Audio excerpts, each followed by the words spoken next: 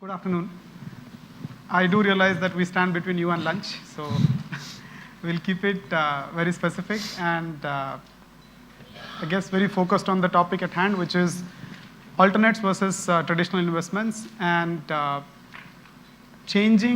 evolving sectoral focus across both and evolving commercial terms.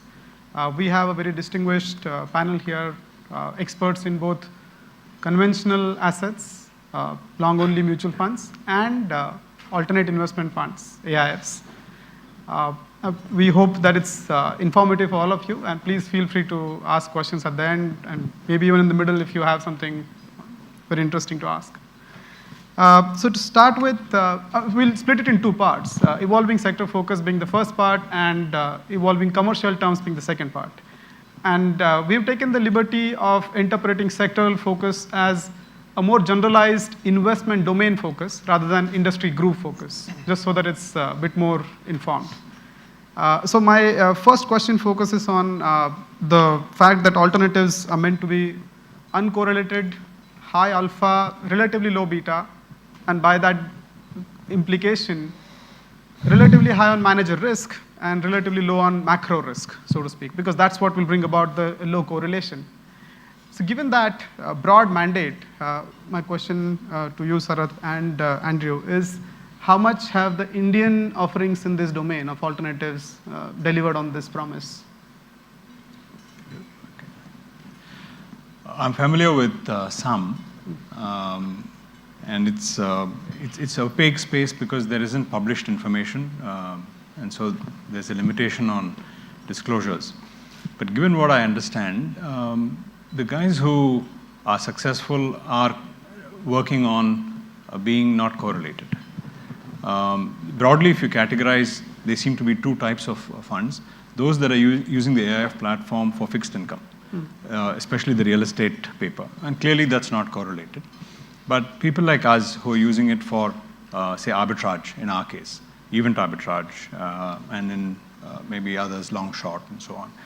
Over there, clearly, there is no correlation, and the goal is absolute. If we can earn 4 or 5% return better than a comparable risk fixed income instrument, we think we've served our customers well. Understood. Andrea, how do you see this distinction between conventional and alternative investments in the context of alpha versus beta? So, I think it's pretty simple in that for a long short fund that we were running, ours is for absolute returns. We're not relative to the market. Mm-hmm. So I don't have to think about where the index might go or might not go, or if it's a sector where that sector might go or not go. So we're just after achieving a certain return.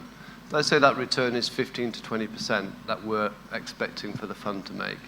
And that's our benchmark, but it's not relative to anything else. I'm just after making 15 to 20%. So in that respect, I don't have to kind of follow what the market might be doing or not. Mm. So if I take the kind of, the track record which, that was established, over 38 months we lost money on 2 occasions, which the biggest drawdown was 0.2%. So, in that respect, you're limiting your risk over those periods of volatility. And the volatility was around about 4 or 5%, which is similar to any kind of debt fund. So I think, by and large, you can use alternatives as, a kind of an area where you can look at reducing your risk, but still getting good performance from your funds. So I look at kind of quite simply in terms of it's uncorrelated to markets. We shouldn't worry whether markets are going up, down, or sideways. Mm-hmm. Our target is really to try and make positive returns each and every month. Understood. So if I may ask a numerical answer to the correlation of your funds returns with the index over the last 1, 2, 3 years, what's that broad range like? Ours was 0.2%, if I remember. I see. That's great. Sarath, your thought? See, in our case, we don't even look at the equity indices as a benchmark.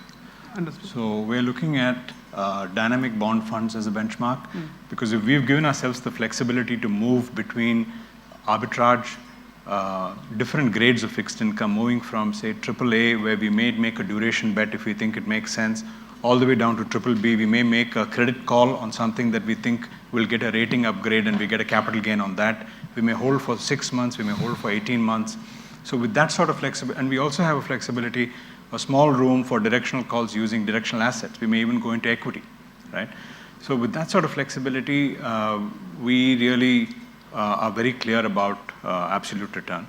And we've got about 15% over the last 3.5 years pre-tax. Correlation-wise, I mean, with the dynamic bond fund, either whichever index you.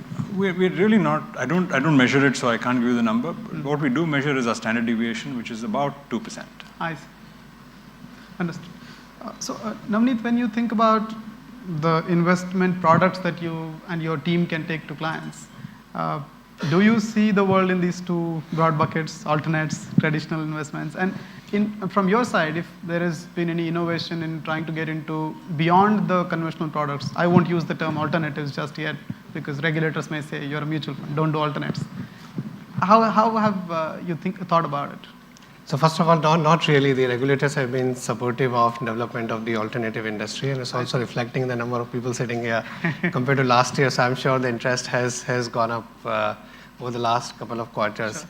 On a lighter note, in India, actually, the beta itself is alternative because large number of people don't have exposure to equities and long bonds and corporate bonds. Sure. Bulk of the exposure has been to all the alternatives, real estate, precious metals, and some of the other informal lending. So the beta itself is alternative in India, and there's a long way to go for us to grow in that space. And no wonder that we have been growing at like 30-40% in the traditional business, where globally people have to find newer ways to generate alpha. Also on the traditional side, while talking about the correlation and the absolute returns, I think still there's a huge scope to generate alpha even in a pure long-only strategy. There is a lot of that. If you use the time arbitrage and research arbitrage, special situation, there is huge alpha which we have captured over the last 20 years, and I don't see any reason that in next 5 or 10 years we won't be able to capture that. Having said that, I'm sure investors, I think particularly more sophisticated and mature investors, would have different kinds of need for a lot of other things in their portfolio, and that's why we have also embarked on this journey 2-3 years back, and so we launched first of our PIPE fund, which is mostly looking at the micro-cap companies. If you believe that we have a good research pool and our ability to generate good ideas at the early stage or identifying trends at an early stage. Of course, 14 months is too short a period, but the experience has been pretty good, and I'm sure we are going to build over that. There are a couple of other interesting space, like I'm sure over a period of time, while he's done a great job on the long-short side or some of the arbitrage, but I'm sure as the trend of disintermediation picks up, I'm sure even on the bond side, there's a lot of opportunities in India, which I'm sure given the liquidity, there's a lot of liquidity premium to be captured, and in that space, if you have investors with that mindset of 3-5 years.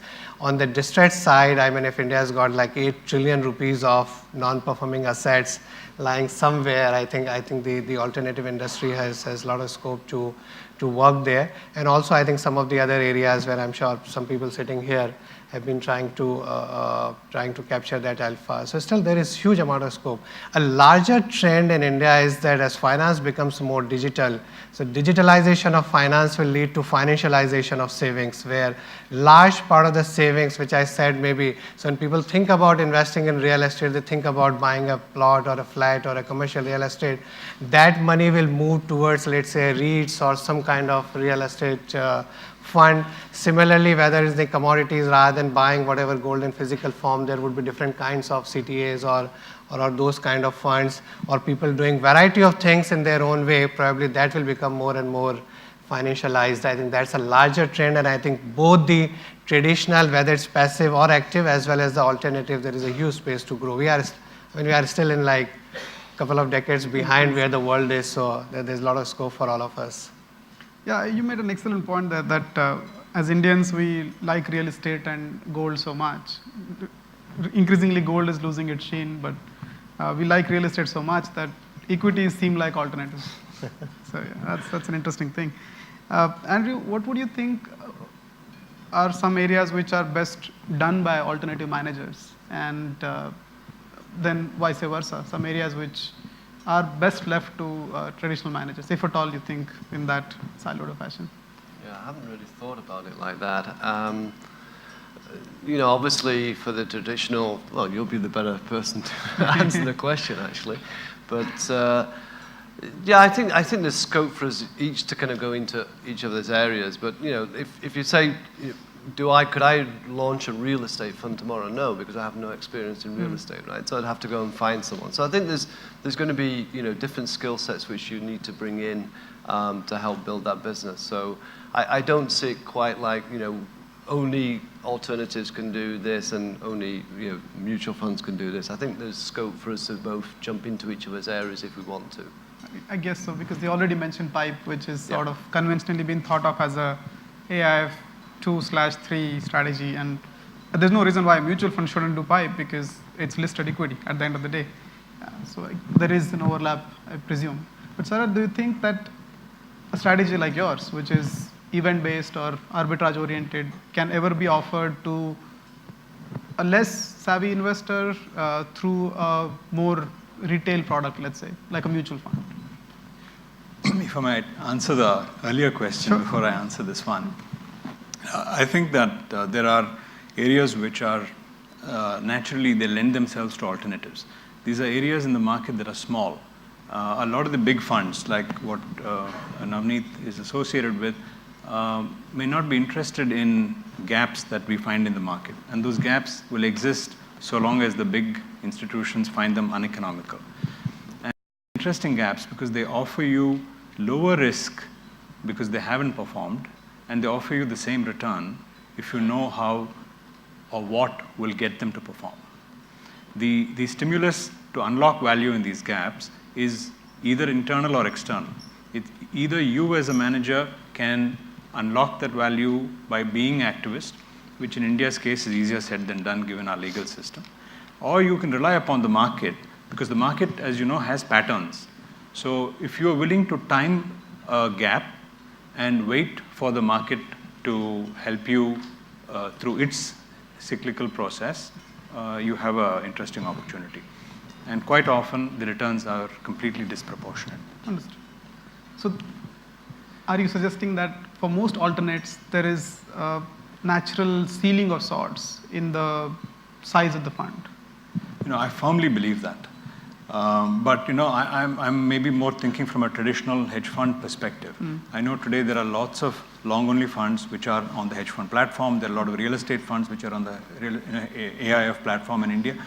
But those are using a platform and achieving a goal which is certainly different from what the conventional hedge fund thinking is. What we are convinced about is that there is a scale problem. Success breeds interest. And the biggest challenge I think we need to face is to be honest about what our limitations are. We have a scale limitation in putting new capital to work to earn the same rate of return that the old capital has earned. Oftentimes, if we look at charts that we as managers circulate, oftentimes the best returns were earned in the first 1 year or the first 2 years. But that legacy we benefit from even 5-6 years later. But if you ask me, am I able to earn on the first 100 crores 18% and on 1,000 crores 18%? I may not be able to find the space for it to put that money to work within the strategy that I'm confident I can manage. So either I find new things that I don't understand well enough and the customer takes the risk of my learning, or I stick to what I know and I limit my own growth and work on my incentive fees. So I can't afford to be an asset gatherer and be in the hedge fund business. And that's true of, I think, across the board. It's not only for alternatives, even in the traditional space. So for example, we used to run, we still run, a small cap fund where the investment philosophy was a minimum 50% is small cap, which is like stocks which are not among the top 400 companies in India and the rest of the market. And if the investment philosophy is that minimum 50% has to be in a small cap defined in that manner at any point in time, and it has to be a concentrated portfolio. So the choice you have, either make it a like 70 stock and buy a lot of mid caps, or keep it in that manner. We stopped subscription at a particular point where we thought that capacity has hit at 750, 800 crores. I'm sure some of the other colleagues in the industry have done something very similar, and that's very, very critical.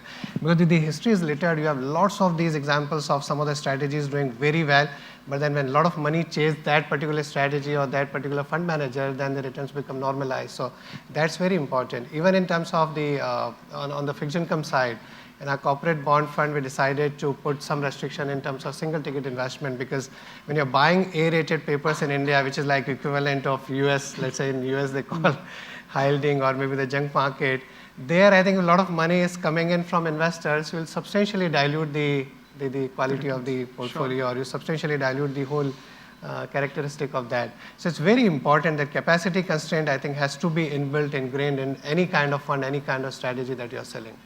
I'm not sure I completely agree with everything that's been said, actually. Sure. So if you take a long-short fund, which basically you'll be mainly using the futures market, both on the buy side and the sell side, the liquidity is 3 to 4 times more than cash. So the liquidity is there for a long-short hedge fund. And going back to your first year is better.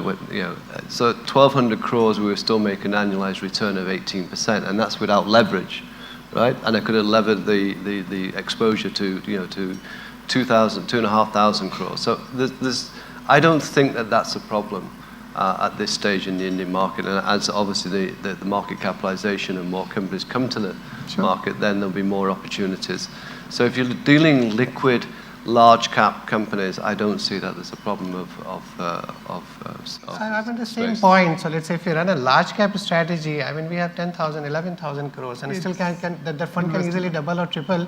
We would still be very small part of the market, and you can easily manage. But I'm saying that each strategy, you need to have that capacity in mind. If you are in like, let's say 160 stocks where futures are available, large cap stocks, I'm sure the ability to manage money is much greater than some of the other strategies.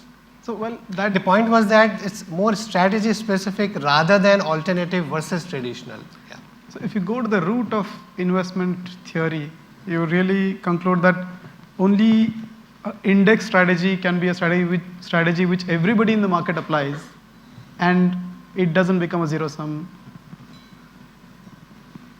combination, let's say. Because in everything else, anybody who outperforms, somebody else must be underperforming, isn't it? That's really the crux of the matter. It is zero-sum at a outperformance level. So given that, I'm guessing, depending on the domain you choose, you will have a scale problem, because beyond that, you might start to be your own counterparty in the underperformance over outperformance split. I guess that's the broad. Which is happening in some of the developed markets, and that's why in the US, I think hedge funds are going through some of the most challenging period in history because of the sheer size, and maybe a lot of those arbitrages have already been captured, and increasingly industry as a whole is finding it very tough to generate that additional alpha. Having said that, there are lots of people who do interesting stuff. That's great, because that does bring us to the second part of our conversation, which is commercials. And we were just having a chat before the panel, and there was an anecdote which was shared amongst us, which is in some similar conference overseas, 7 or 8 panels went through different topics in investment management. Not one had a focus area or in the agenda fees as a line item. And yet, in 90% of the conversations, fees came up.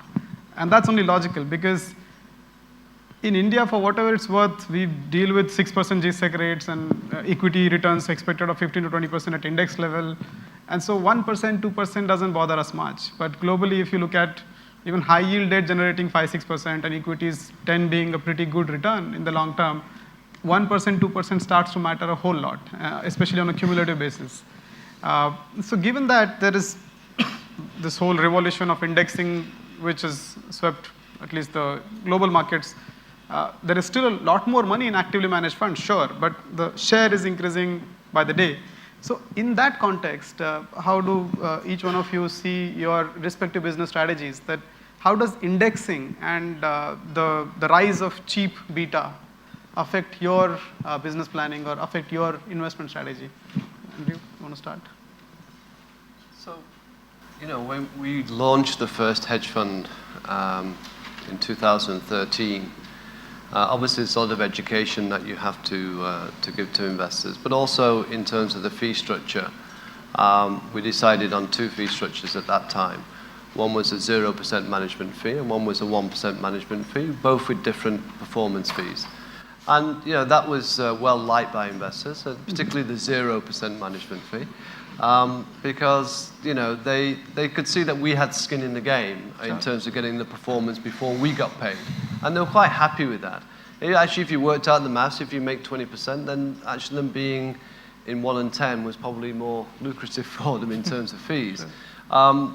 So I think we're going to be challenged in terms of the industry and people wanting lower management fees, because if you think about it, what was the reason behind that? Because of years before, a lot of PMS schemes had underperformed, and people were still paying the management fee, and it upset a lot of people. So they didn't want to go into new products and find that could be the same case. And apart from, I think, 2014, I think most funds have not performed so well, whether it's alternates or traditional. So people are asking, why am I paying this if I'm not getting performance? Makes sense. So I think it's going to be a continued fight for all of us to capture that. And I think, from our side anyway, we'll always be focused on the performance side rather than the management fee part of it. Nice. Navneet, has that hampered your marketing efforts? Because I presume regulators don't allow mutual funds to charge fixed plus profit sharing. Has that been a problem, or has it been actually a blessing in disguise? On the traditional side? Yeah. Not really. So far, we've been happy, have been growing. And as I mentioned that, I think we have a very long way to go. The penetration is so small. But on the index versus active, I think in India, we have a very long way to go, simply because in the US, I think the institutions have been investing for several decades now. The market has matured quite a bit, and for, let's say, an endowment fund to find that manager who can outperform out of the thousands of managers, find that guy is like very, very tough. The markets have matured to that extent. In India, the pension fund started investing last year, and they have just started investing in the index fund. So we have a very, very long way to go. I'm sure so we have created a whole beta factory. We are one of the largest, and we believe that even that piece is likely to grow substantially. Even believing that as an alpha manager, we have done well over a long period as an industry, and will continue to do well for at least in the foreseeable future. But still, the overall beta itself has a lot of legs to grow. But if I were to ask you as an investor that your outperformance is, say, 4% over a large cap index, and I tell you that give me the index returns at 0.25% cost and take 30% of outperformance over the index and lever it, if you wish, to deliver that, would that regulator allowing make sense? Yeah, so that would be great for us. I'm sure we would have made much more profit last year given the alpha that we generated. But I think that looking at the regulator's intention at this point in time in traditional fund, it'll take some more time. But I think that's where the alternative piece is likely to grow more. Understood. Sarath, how does the alpha versus beta debate affect your business strategies, your plans? The way we see it, the regulator in India has said minimum investment is 1 crore, right? So our investors are usually very sophisticated people. They're either entrepreneurs themselves or very successful professionals running companies to be able to put 1 crore minimum in a single fund and diversify that. This man has a considerable portfolio. A guy like that, I think, sees us as entrepreneurs, and he expects us to have skin in the game. So if we think of the management fee as a material part of our income, then we don't appeal to him. He wants us to use whatever management fee he's prepared to allow to invest that money in working to generate the returns that he's aspiring to earn from us. And he's quite happy to pay for it through a performance fee. I believe the history of this was that there was a tradition of people moving goods across the oceans in the old days, and they would pay the captain a salary, and some 20% of the goods that were sold would be paid to him as his performance fee, carry, right? Exactly, that's how carry came. So if you think back, I think the same holds good. The management fee is not, I think, for us to think of it as revenue is wrong. I think it's really revenue for the purpose of investment into the customer's interest, and to then generate the alpha that the customer is seeking. It's more about the alignment of interest rather than making that additional revenue. Yeah, but that brings me to your previous observation that many funds, very few mutual funds have actually taken the bold step of saying no more investments into this fund because this specific domain can only handle this much of fund size. I've heard of only 2 or 3 examples, frankly. And the phenomena that you mentioned actually is a lot more common, that the fund performs well, then gets bigger and bigger and bigger, and then it starts to underperform because at that size, it doesn't make sense to be in that strategy. So if you had an opportunity to charge profit sharing fee, clearly a lot more funds would go down the path of saying, I learn more if I perform well, I don't need to grow in size. I can grow in performance. Do you agree? Do you think that's a goal worth pursuing? So as of now, there is no conclusive evidence, or let's say for large cap index, the point that Andrew made earlier, that I think if you are in liquid market, looking at the universe of top 200 stocks or so, what is that size where it impacts? A lot of people think that once the fund becomes particularly large, and I mean, these are like numbers coming from I would say scientific basis, 10,000, 5,000, 20,000 crores. There's no conclusive evidence in last 15 years that a larger fund underperforms, not necessarily. It's more, as I mentioned, is strategy specific. If you are chasing a certain source of alpha where you think that above a certain size it can impact either that source of alpha itself, then you need to be worried about the size. So let's say if you are in a high-yielding bond market where there is virtually zero liquidity in India, or let's say if you are in a small cap space where the liquidity is very limited, and that too if you are running an open-ended fund. When you are running a closed-ended fund, you calculate your capacity rightly, you have the right alignment of interest with the investor, I'm sure, I mean, you can do much larger amount. Understood. I think it goes back to your point actually, is that, you think about it from, if I'm at, say, 1,000 crores and I go to 1,500 crores or 2,000 crores, am I having to take more risk to achieve the same results? And if I'm going to do that, then that's when I'm going to start thinking, there's a problem. Rather than as we just said that, saying, this could be a problem. We don't know, right? Yeah. So it's really if you have to take more risks to get the same returns. To hit the ceiling, so to speak. So then you've got to think about your end investors, and that's the key. That's fair. In fact, one of the interesting things that if you look at some of the empirical work which has been done globally, not the academicians, where that historically you thought that size, momentum, value, there are 3 structural factors or drivers of returns within the equity. I mean, where you can generate alpha. The market caps, so small caps outperform large caps structurally over a longer period. The value does better than growth, and then you have momentum. The momentum works over a longer period of time. Now the theory is that the 4th factor could be actually liquidity. So you split any market in the world and split into half, the more liquid segment and the less liquid segment. And you structurally buy this part of the market, it outperforms the more liquid. The logic is because it's less liquid, a lot of people don't chase that part of the market, the lot of liquid money which is there in the market.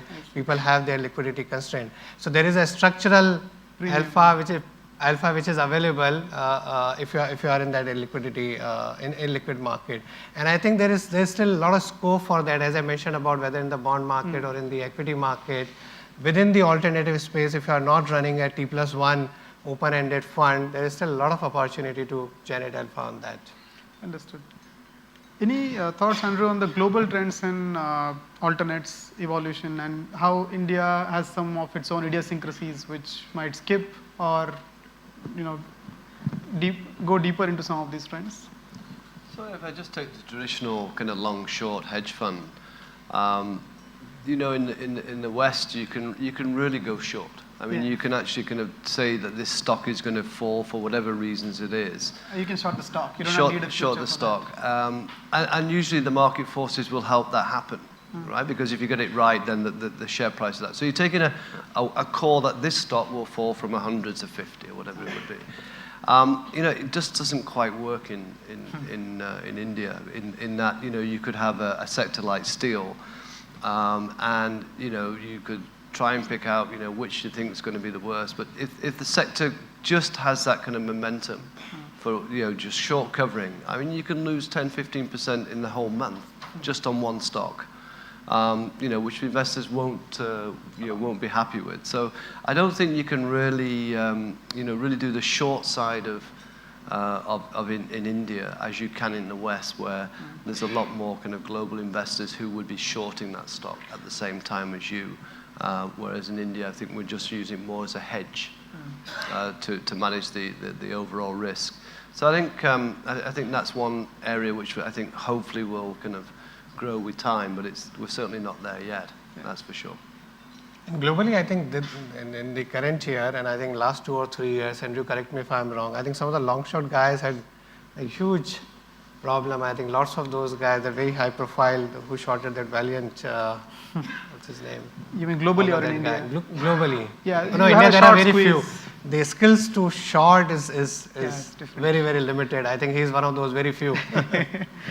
Something which is below the sell price is not a necessary short. Some of the shorts guy, and my understanding, I think probably people who short the valuation, based on the valuation itself, they got into huge trouble because momentum was so strong. The quality kept surprising on the upside. And by the beginning of 2016, suddenly you thought that maybe this is a new normal, and that FANG, the Facebook, Amazon, Netflix, and Google, you went long on that and short on value. Suddenly you got completely whipsawed this year, where the Russell 2000 value index has delivered 30%, and Russell 2000, value has delivered 30 and growth has delivered 10.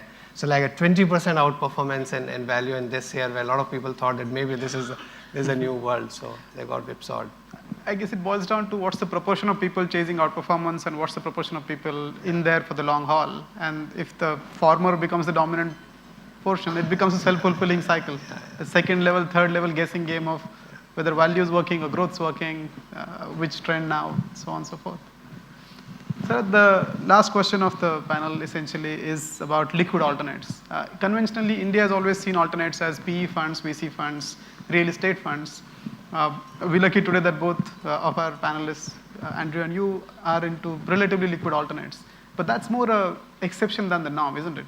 Predominant AUM of AIFs is in these 3-year locked in, 5-year, 7-year locked in funds.